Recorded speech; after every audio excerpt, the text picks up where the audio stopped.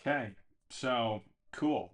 Um, new for a minute that I. By the way, my name is Matt. Matthew Adams. If you've been following my LinkedIn, uh, hello, nice to meet you all. And I knew that this day was was gonna come. At a certain point, when I got to a certain point within all these builds, that I was gonna have to justify some numbers that sounded absolutely insane, because they are. So I'm going to do that. But also, I want to preface this whole video first. I'm team developer, team coder. I love you guys. I love you girls. You build the world. You are amazing. And I have aspired to be one of you for a long time.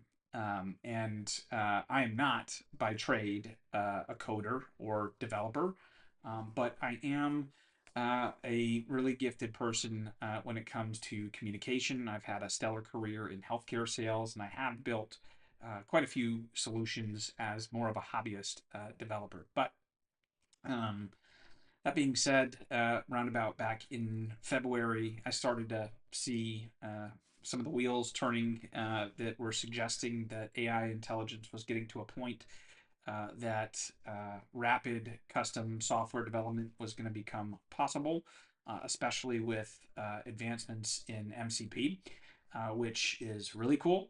And so it opened up a window for me to start off a sprint. And the sprint was originally supposed to start uh, with just Tinkerly being the only thing that I was looking to build, and it took me 3 days, and that was cool.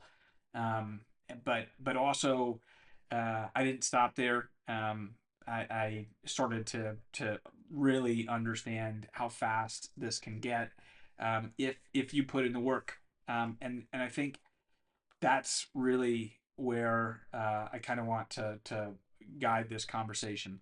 And it is a distinguishment between a perception of what people think, that AI, Gen AI coding is like, versus what it really is if you're putting in the work.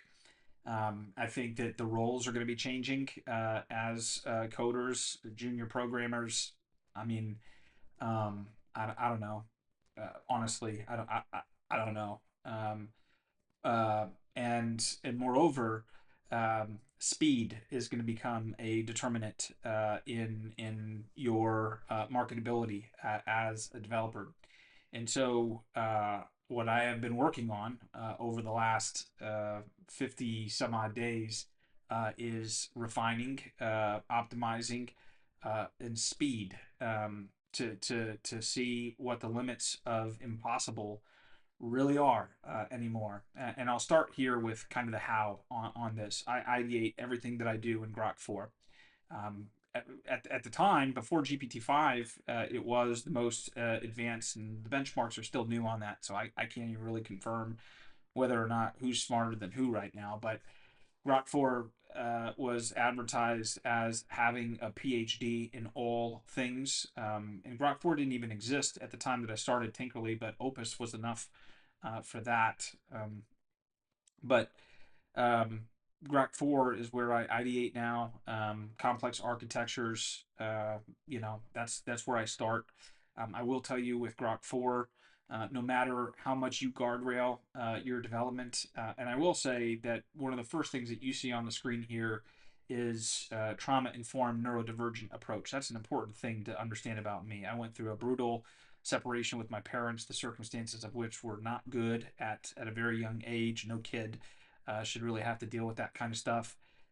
When I was 18, I got into a bad car accident, completely derailed academia for me, and I got addicted to Purdue Pharma's drug cocktail for a good period of time. Got clean of that, started a family, married a good woman, and built a home and all of that jazz.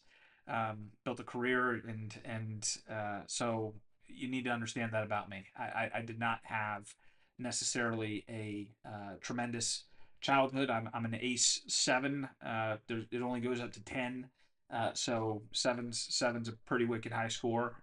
So statistically, I'm beating odds right now, which is pretty cool. But anyhow, I like protecting vulnerable things. And right now, uh, there's a lot. There's a lot on the vulnerable menu to choose from. Holy smokes!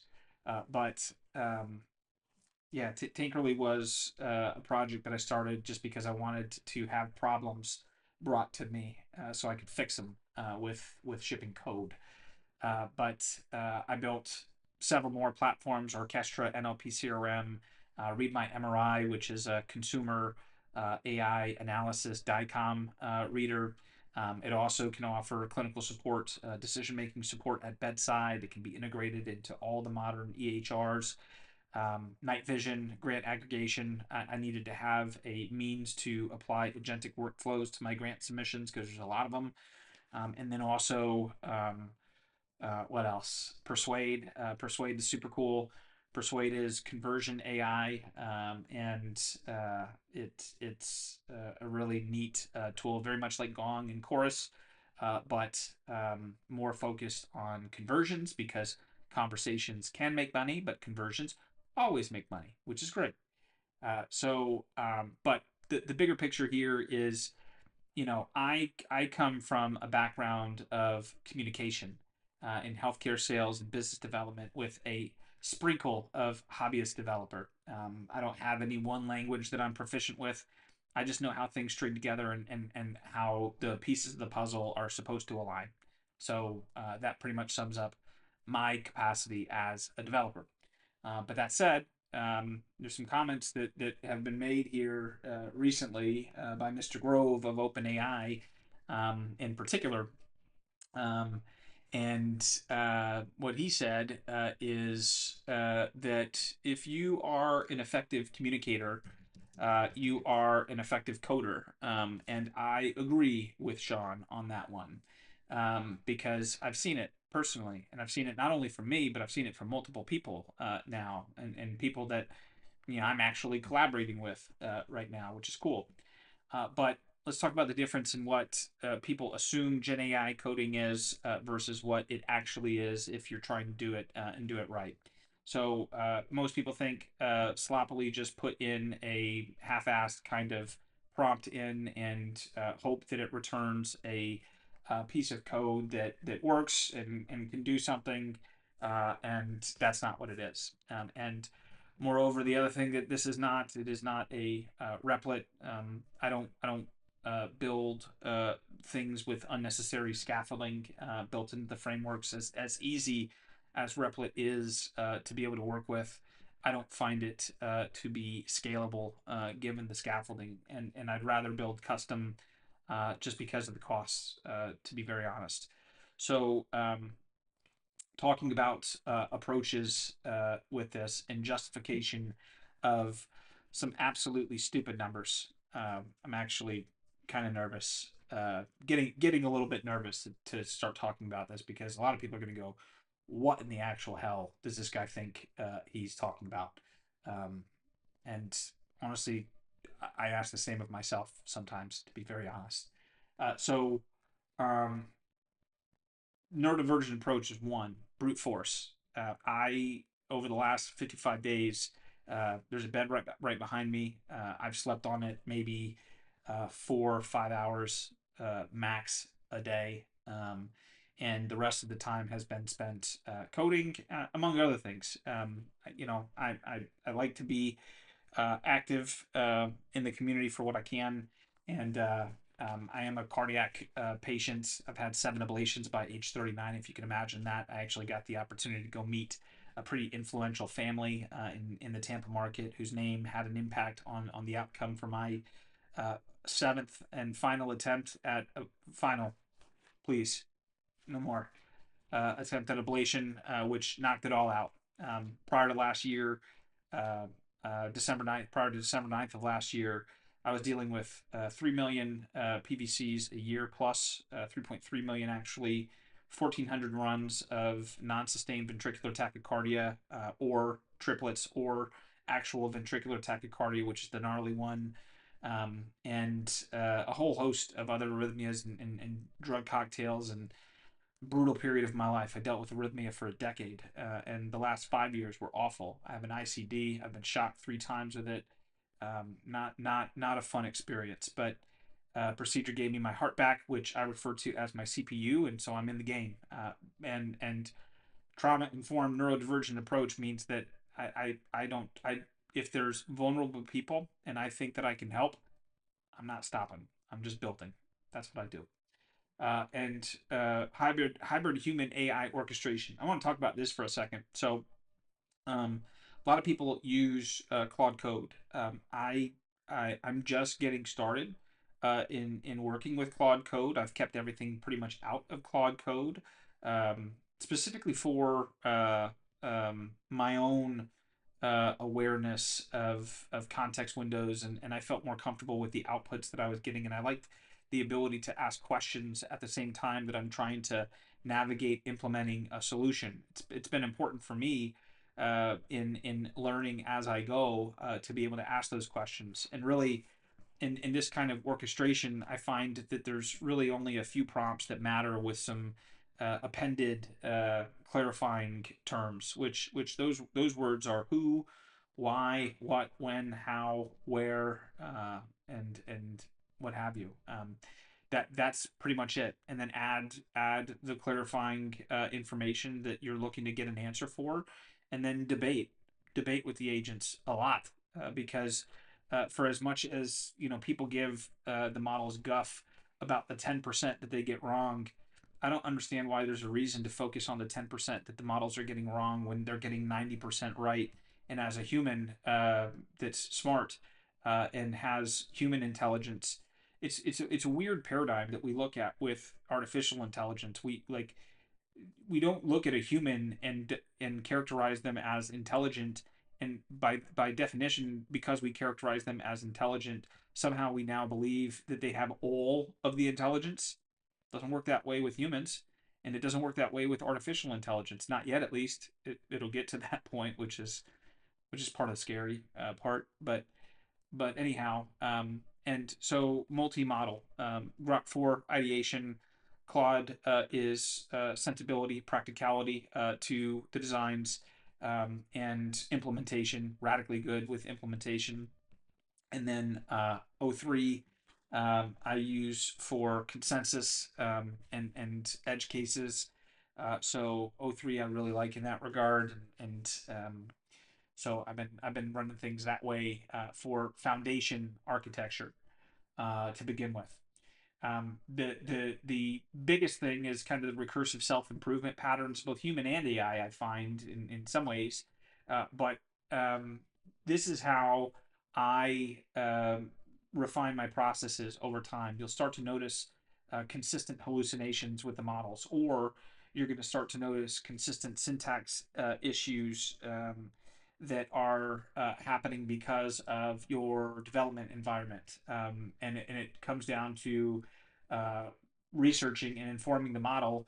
Okay, because this is happening repeatedly, and I've observed this multiple times. How is it that we prevent this from happening again, so that we can speed things up? And ultimately, that was kind of how things got faster with TypeScript. I dealt with so many TypeScript bugs; it was unbelievable with Tinkerly. Like uh, way too many, like mind-numbingly too many. And then resolve that issue through understanding patterns, right? And continuously improving the areas where there is opportunity to optimize and improve.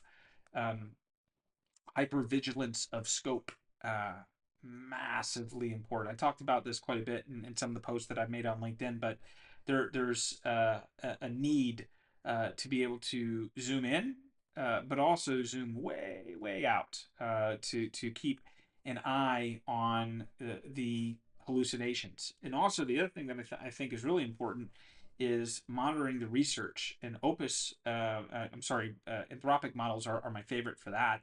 because I can watch the logic in real time, and their UI is the best for it. So whenever I can choose and it makes sense for me to do the research with Opus, I'm going to do it with Opus every single time, because there's been multiple times that research is being done and the logic that the research is following, I just don't agree with. And so that's a fault of the prompt. And so you kill it and you go back and you address the prompt and you rerun it again to get the information that you're looking for in a thoroughly validated logic flow where you can say at the end of it, okay, this actually makes sense, and I'm rolling with this.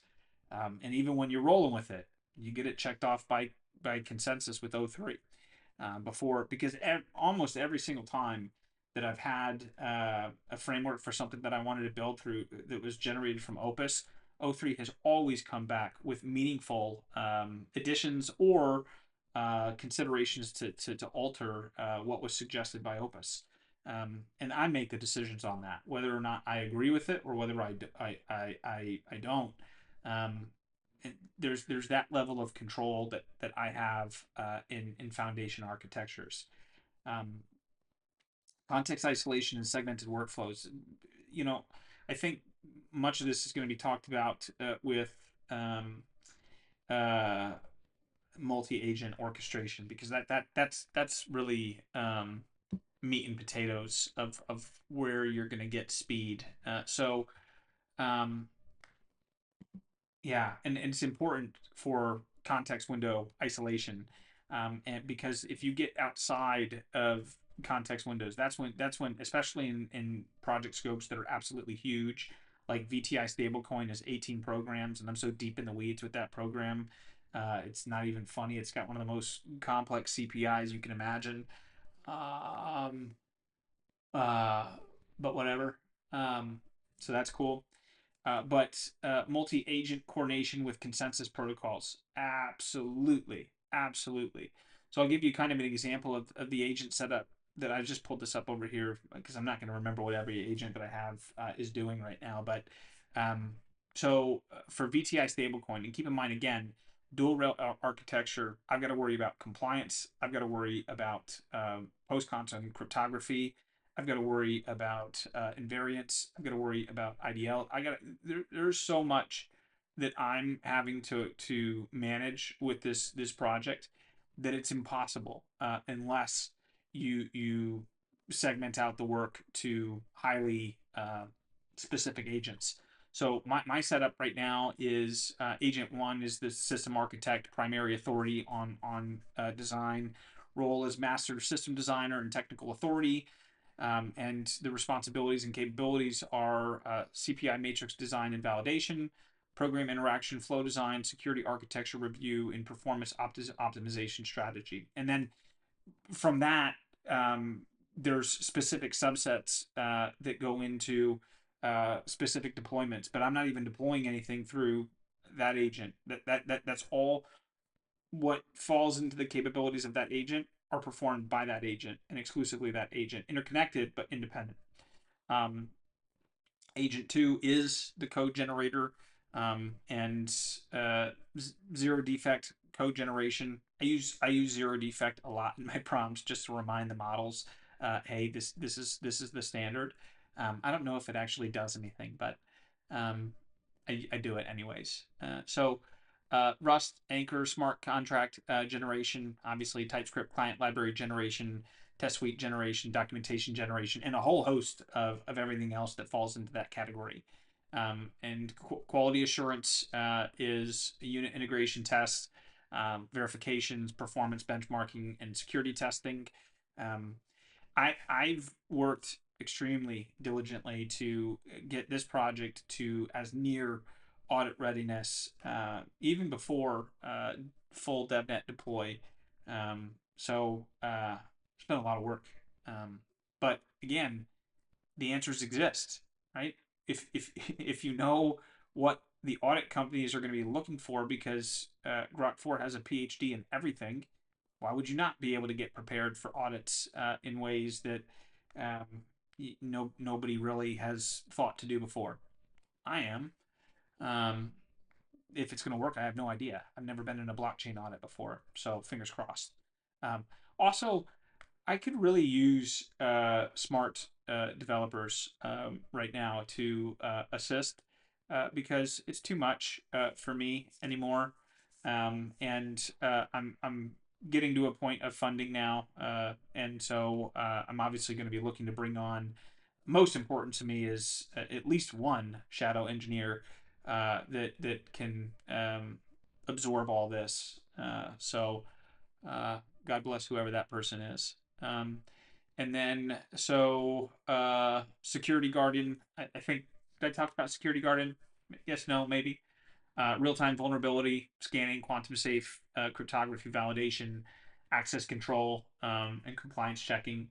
And then project manager. Pretty straightforward. You need it. It's required. So, um, like I said, there's operational workflows that are assigned to each agent. Each of them works on their assigned tasks, and that's really what I'm managing is that, and being the end all authority on what that is producing, because remember what that is.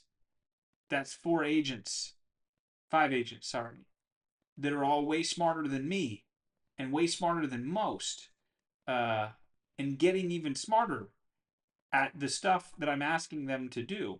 And they're going to be 80 to 90% wrong.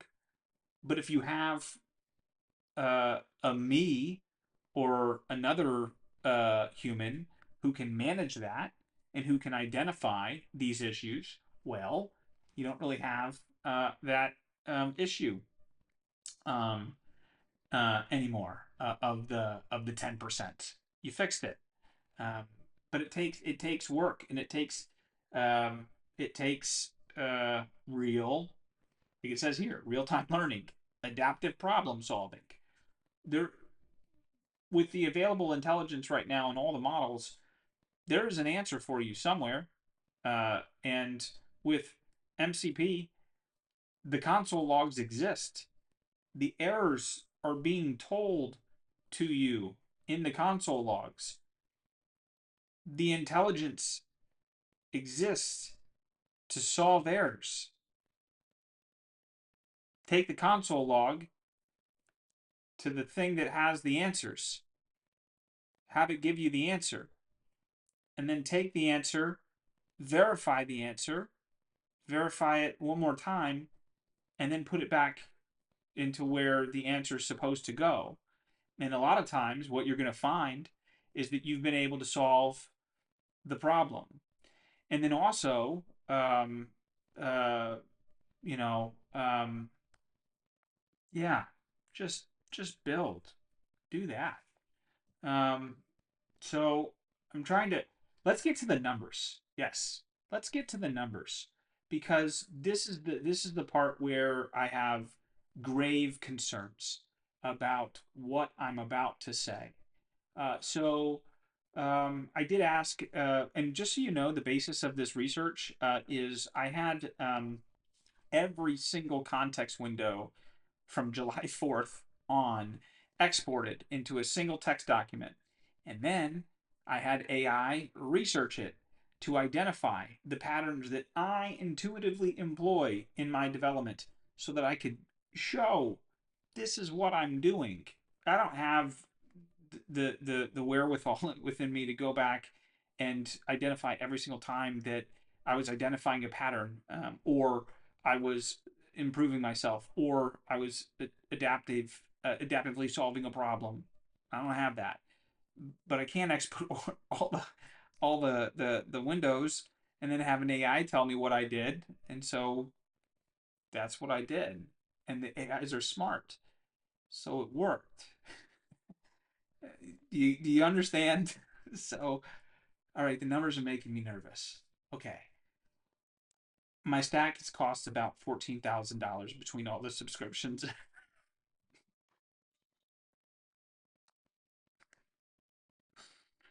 Oh man. So I made a substantial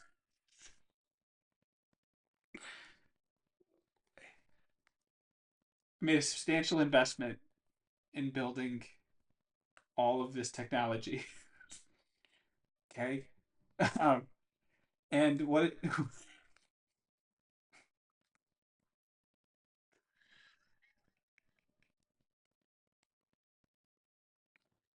I'm sorry. Oh man. Okay. Revolutionary development disruption. BTI's AI assisted approach achieved an 89% fast.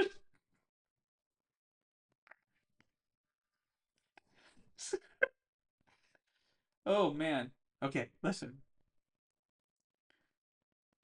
BTI's AI assisted approach achieved an 89% faster development timeline. We achieved a remarkable 99%.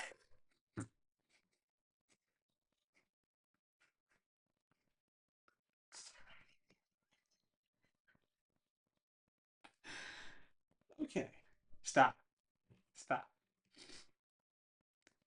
We achieved a remarkable 99% cost reduction.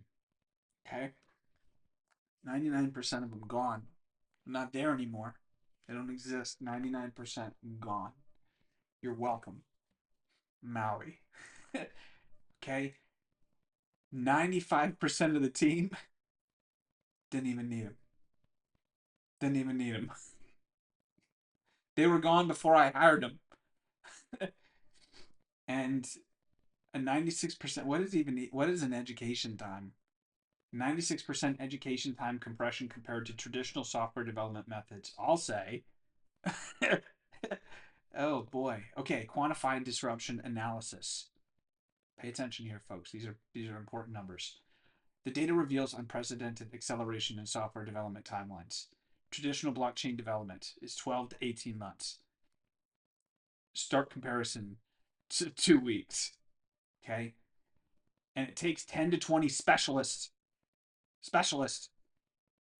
costing 200,000 to $2 million. Folks, we have a 99% cost reduction. Okay? Believe it. All right? VTI's achievement 55 days, one developer. You're looking at him. This guy right here. Okay?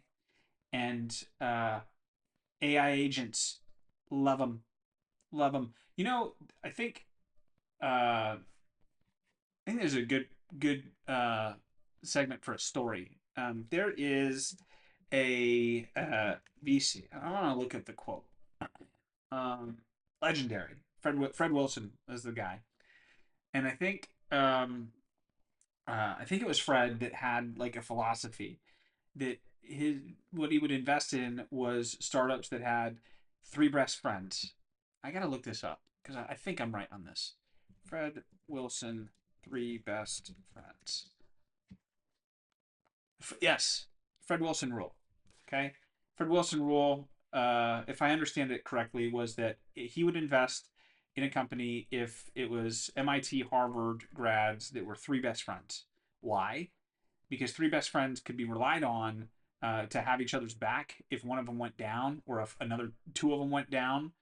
So it didn't really matter the business plan. It was more about did I have three best friends who could make some stuff happen? If yes, then invest. I'll tell you from recent experience, I disagree with that methodology completely. I worked with a startup that had three friends, did not enjoy, would not recommend to anybody ever. Okay. Aside the point, neither here nor there. Some know the story, others don't. Doesn't matter. But I will say this: um, I have three friends, and they're AI, and they are my best friends. And do you know why? Fred Wilson. Um, because they do exactly what I tell them to do, and they don't talk back. And if I'm ever down, they operate 24/7. Hey, like me now, Fred. And those three friends, I can make them six if I want to. I might even make them 12. Who knows? But anyhow, that's how I feel about the best friends investment philosophy. Do not align. Okay. Anyhow, let me get back to the numbers here. Okay. This represents an 89% reduction in development time. We are 16.4 times faster. We have a 99.3% cost. I thought we had a 99. Oh, it's better. It's 99.3. Can't forget about the point 0.3 fam. How you like me now? Okay. Across 6 technology domains, the VTI methodology demonstrates consistent disruption patterns in blockchain, DeFi, 87 to 91% faster development, 99.3 to 99.9%. We're at 99.9% cost reduction on all of them. That's the best $14,000 that I've ever spent in my entire freaking life. How about that? How about that? So I'll take it. Anyhow, developers, remember, I still love you. and I'm sorry to even have to publish these numbers.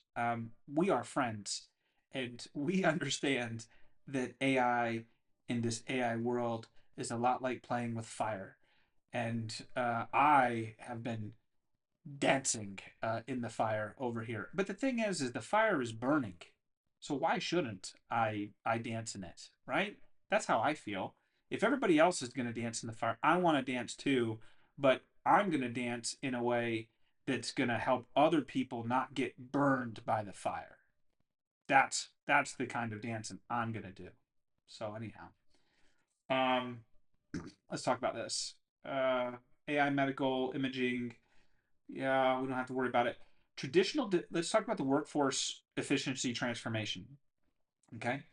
Traditional development requires 20 specialists, blockchain architects, developers, DevOps, engineers at 120K average salary. My goodness, totaling 2.4 million annually or 3.6 million for an 18-month project.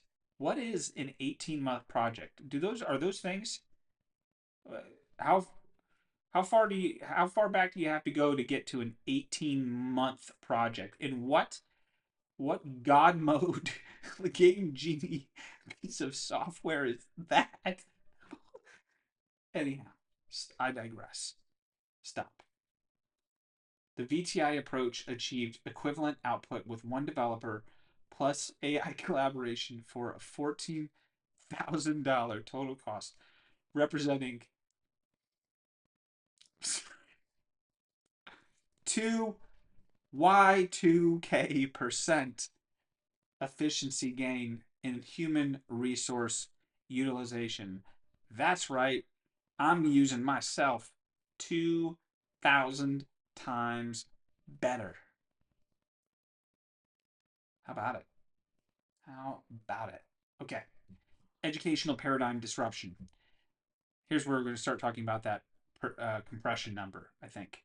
The Sprint compressed scale acquisition from a traditional 4-year computer science education with 150,000. I don't have to pay that student loan. Sick. To 55-day real-time learning, achieving 96.2% time reduction while producing superior practical outcomes. This challenges fundamental assumptions about credentialing and knowledge acquisition in technical fields. Uh, well, hello, academia. Uh, hello. What's up? Whoever comes up with the first AI university, which has AI led education, where the student coming out of high school can literally just say, "I think I want to do this with my life," and then the AI instructs, but it's human in the loop with professors. And then what if you took all the classes and all the labs that they were doing, and you put their work on block so that the student could get paid on work that they are doing in the lab while they're studying with their professor, getting paid royalties on the same contract? Can you believe that glory? Oh my gosh, I want to build that noise. Give me the specs. Come on. All right, anyhow, I digress. I'll solve academia later. Okay. Um, Here we go. Workforce transformation patterns. Oh wait, yeah, 96 2 point. Okay, we got that. We got the education piece down. Moving on. Workforce transformation patterns. Okay. Research indicates AI will reshape 70% of job skills by 2030. Pump those numbers up. Those are rookie numbers. With 30% of current US jobs potentially automated by the same time frame. Okay. However, the VTI case study suggests a more nuanced transformation. You're right. I built it that way. Augmentation rather than replacement. Now, there are arguments for both sides here. Augmentation requires human labor. Human labor is expensive. If you pay people, you're going to have to keep the cost of products higher. But in the interim, people get to keep their jobs. And it is the interim that is what I am concerned with right now. That period of time. Once we get to abundance, forget it. Whatever. Just let the AI breathe. Let it do whatever it wants, but safely. Let me take that back. Don't let the AI do whatever it wants. Control it religiously. Do not, do not let. Have you guys read AI 2027? Okay. When I say that we're playing in the fire, I do mean that. Okay. Situational awareness, another good one. Definitely recommend reading both. And also, um, did you know? This is a funny fact. Jeffrey Hinton, one of the godfathers of AI, built the tiny language model in the same year that I was born. How cool is that? 1985. Anyhow, I digress. Okay. Augmentation rather than replacement of human capabilities, enabling individuals to achieve team level outputs. Yeah, yeah, yeah, let's do that. Cool. Individual scaling, solo developers achieving 10 to 20x traditional output. Recall 2000% beta. Mo beta. Okay. Skill compression, complex expertise acquired in weeks rather than years. Let me put a disclaimer on that.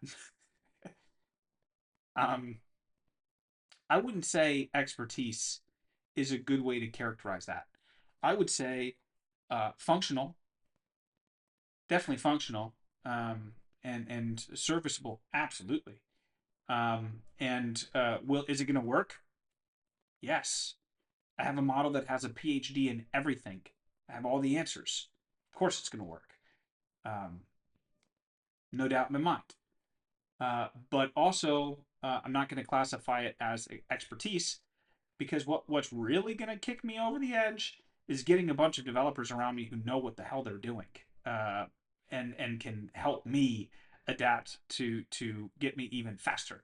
That's what I really want, and I'm looking forward to hiring those people, um, if they're willing to work with a guy like me. So cool.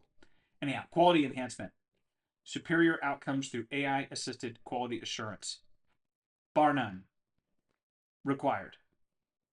Required. Because even if you don't catch the goal, the 10% that the models are missing, if you put another agent on the back end of it who has a 90-10 split anyways on, really what they get right versus what they get wrong, you're covering yourself. You're adding to the probabilities of getting it right. So quality assurance, easy. Barrier elimination, non-traditional backgrounds accessing high value creation. That must be the part where I came from a broken home.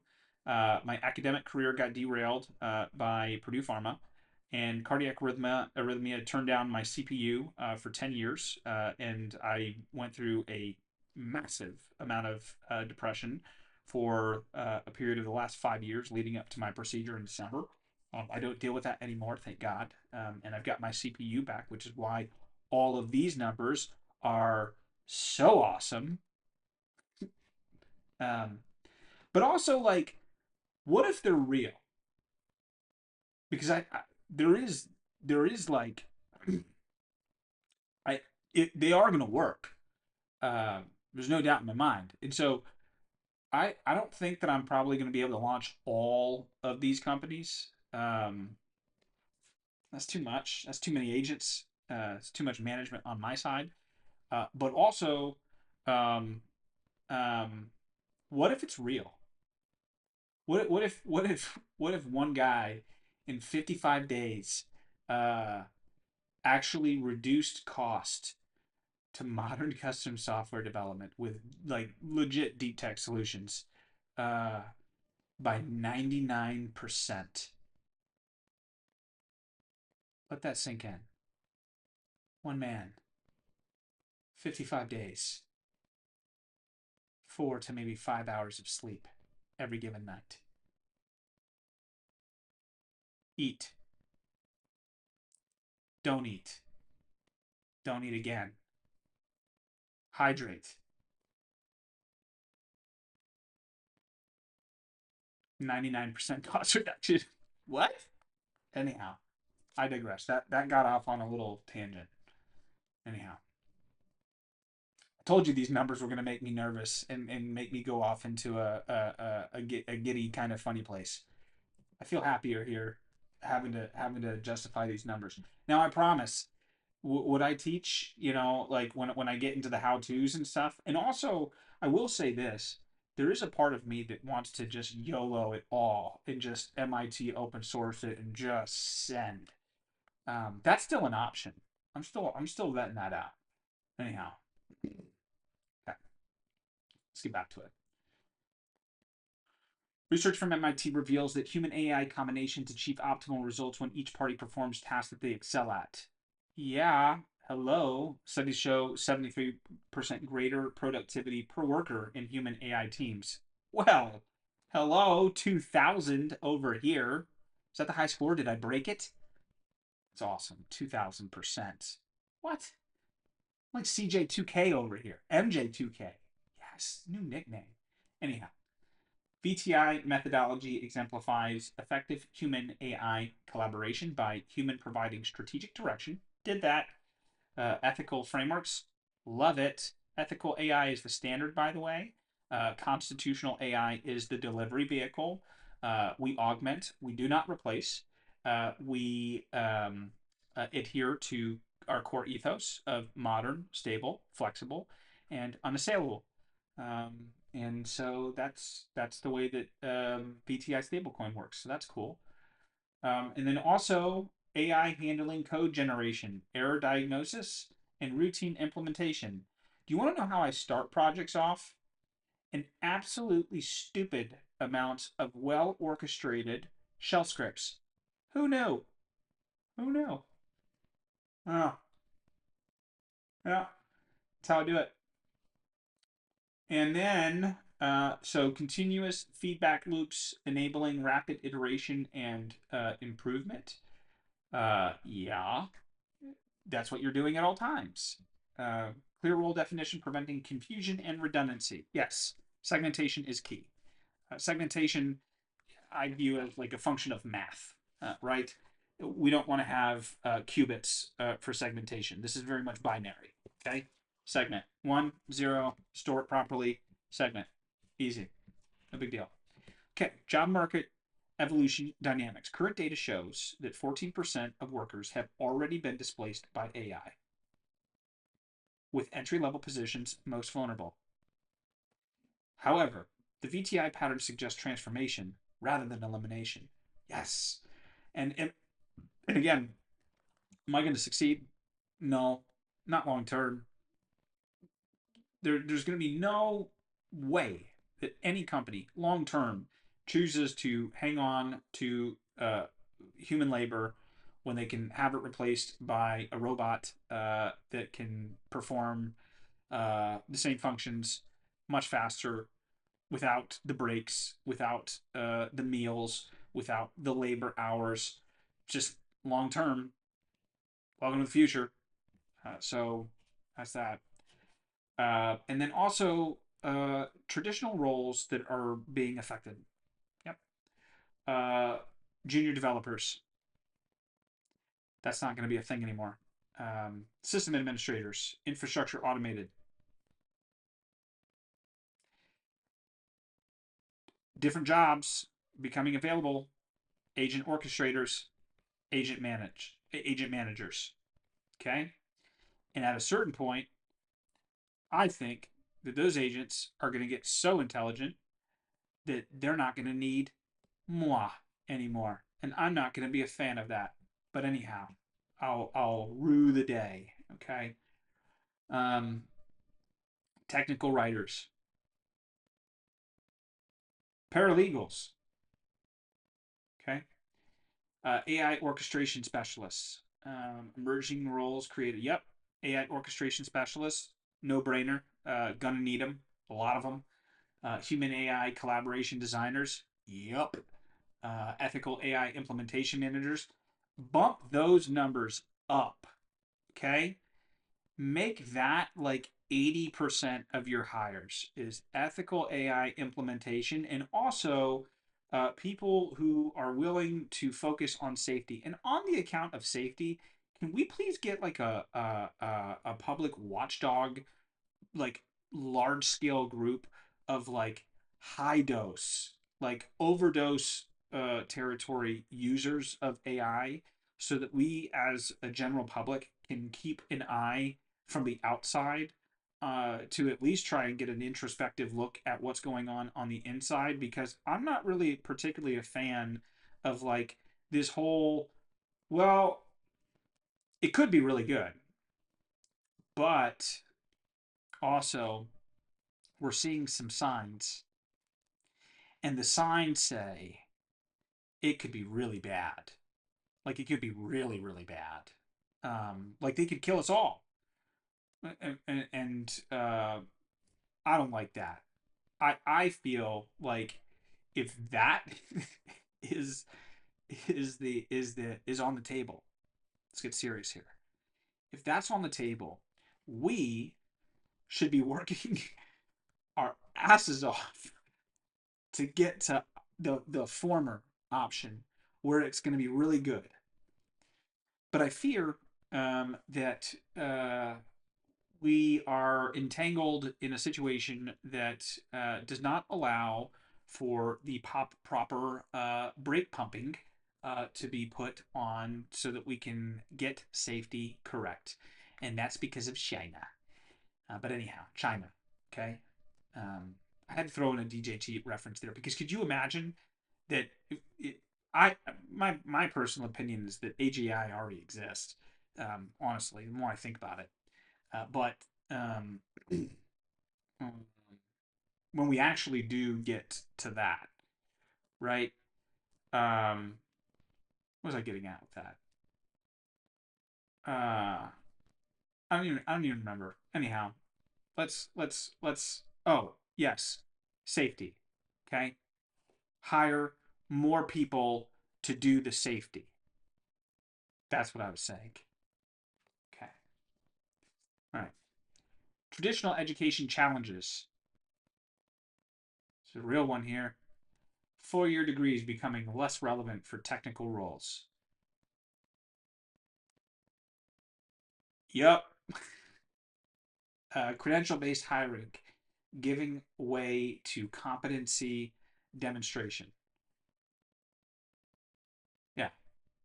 Yeah. Got it. 100%. Makes sense. Competency, merit, credentials for what?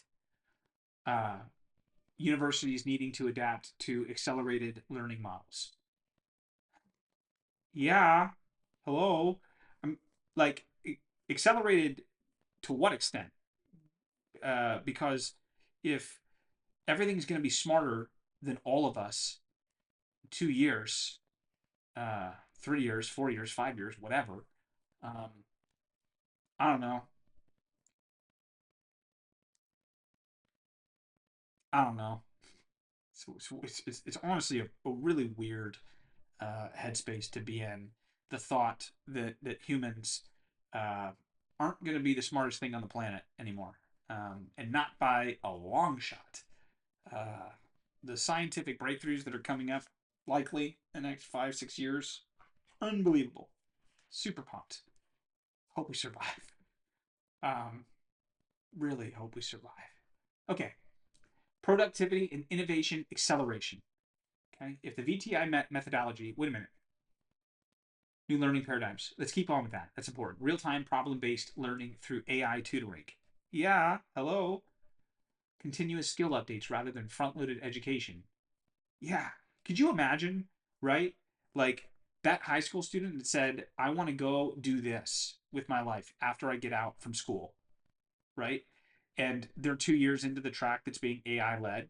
And then they say, you know what? I don't like this anymore. I want to pivot. And I want to pivot right now, today. And that AI can completely pivot the plan.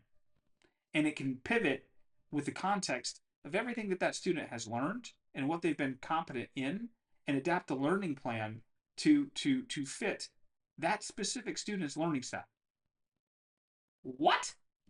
Super cool. Hope it's useful. Hope the education's useful for something when everything's smarter than you and me and everybody and Elon.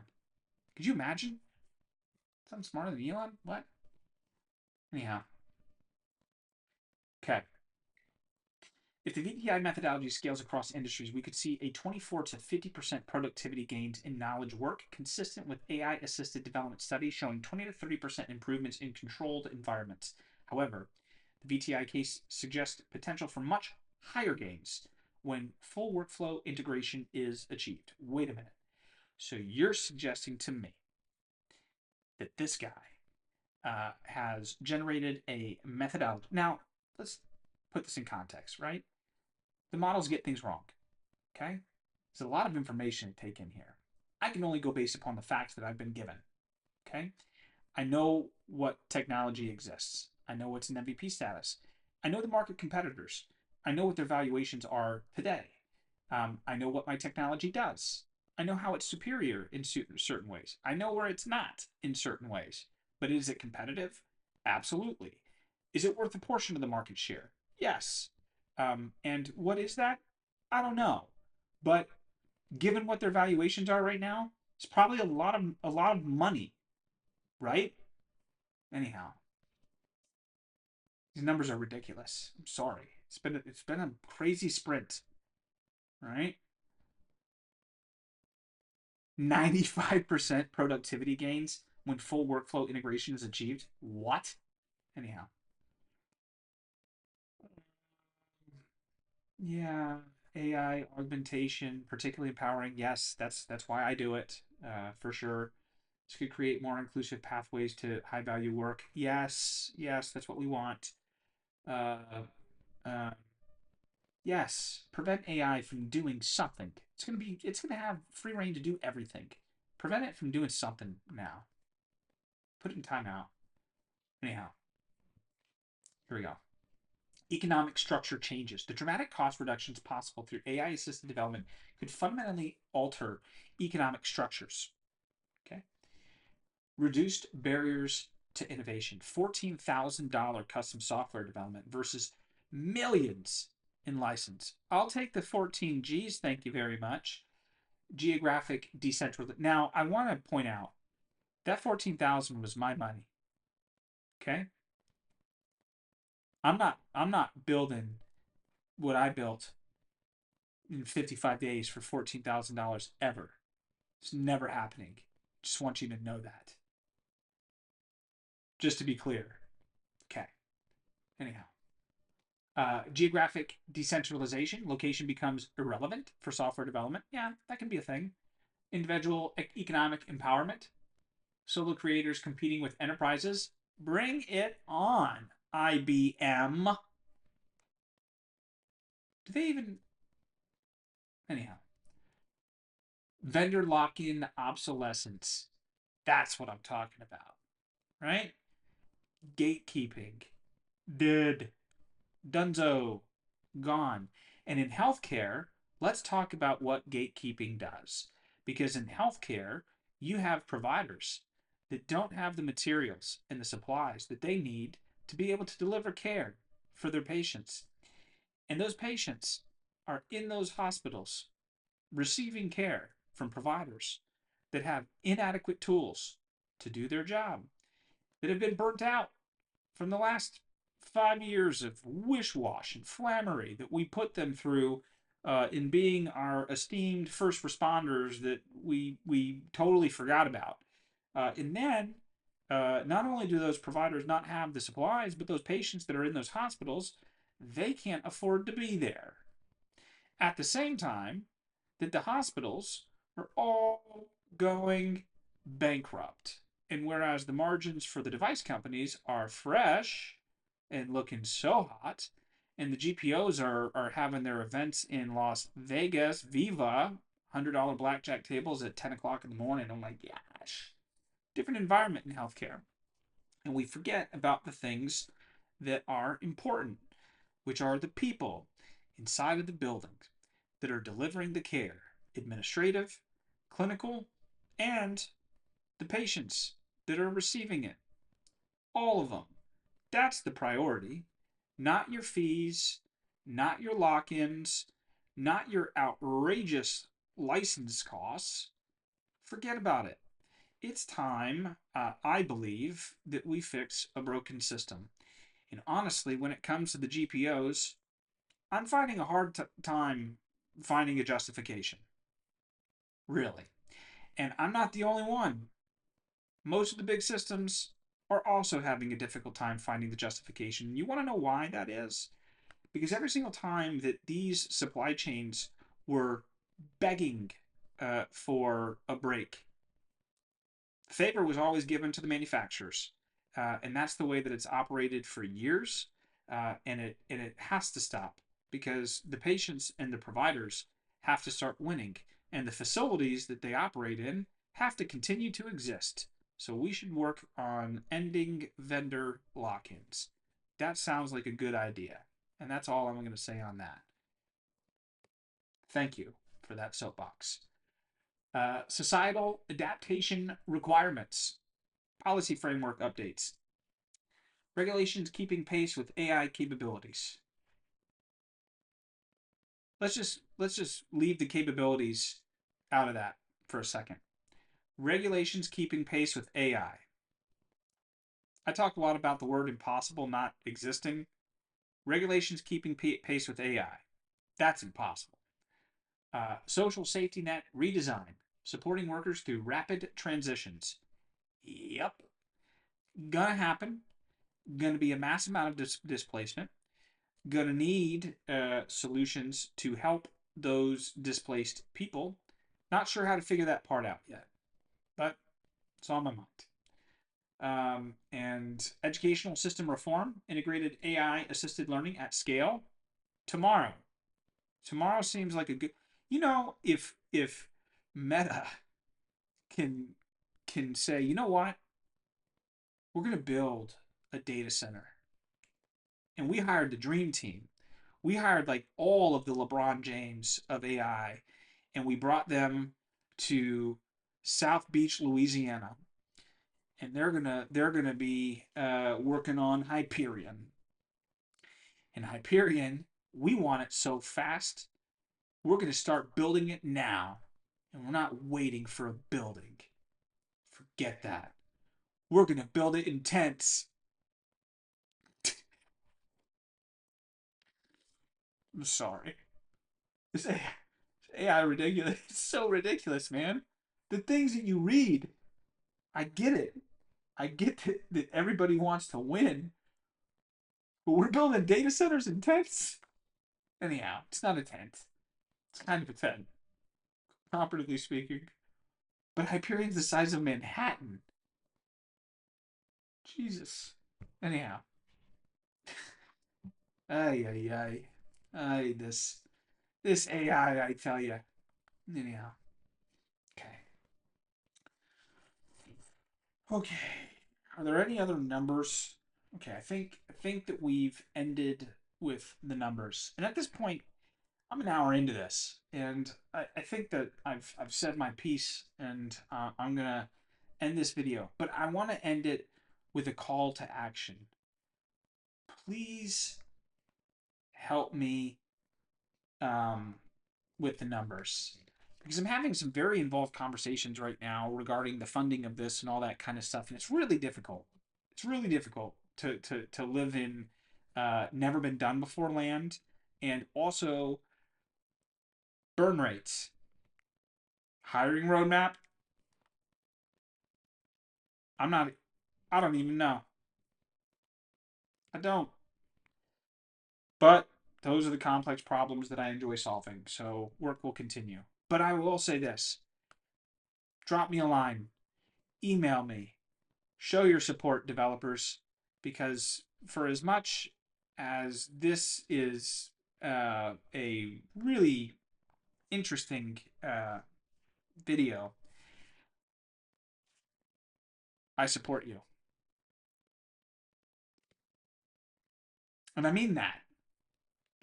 But 99% cost reduction? Come on, gang. That's what I'm talking about. Why would you continue to, if you're, let me ask, okay, if you're, I'm going to end after this. If you're a developer, let's just say you're a developer, okay, you're a developer, and you worked for, I don't know, uh,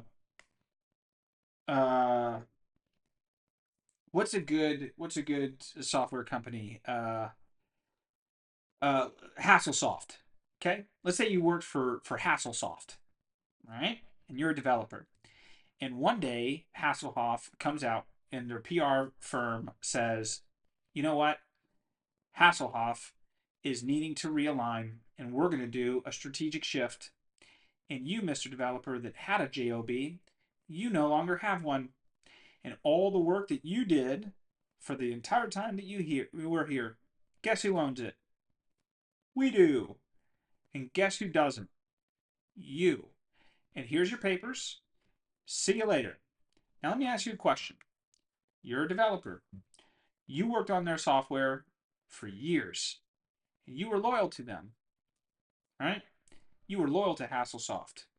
And that strategic shift that Hasselsoft levied on you and cost you your job, that's what they do.